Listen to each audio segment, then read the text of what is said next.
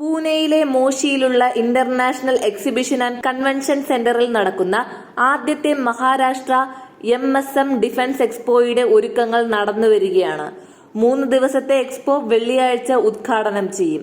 സായുധസേന, പ്രതിരോധ, പൊതുമേഖലാ സ്ഥാപനങ്ങൾ, ഓർഡൻസ് ഫാക്ടറികൾ എന്നിവയുടെ പങ്കാളിത്തത്തിന് എക്സ്പോ സാക്ഷ്യം വഹിക്കും. പ്രധാനമന്ത്രി നരേന്ദ്രമോദി വിഭാവനം ചെയ്ത ആത്മനിർഭർ ഭാരത് ക്യാമ്പയിന് ഉത്തേജനം നൽകുന്നതാണ് പരിപാടി.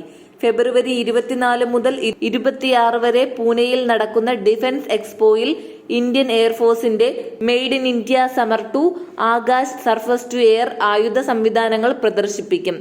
R-27 ഉപയോഗിച്ചാണ് സമർ 2 സംവിധാനം വികസിപ്പിച്ചിരിക്കുന്നത്.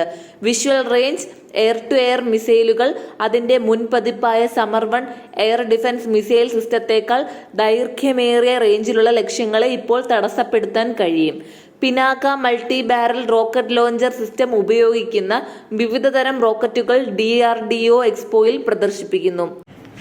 കൂടുതൽ വാർത്തകൾ അറിയുവാനായി ഈ ചാനൽ സബ്സ്ക്രൈബ് ചെയ്ത് ഫോളോ ചെയ്യുക.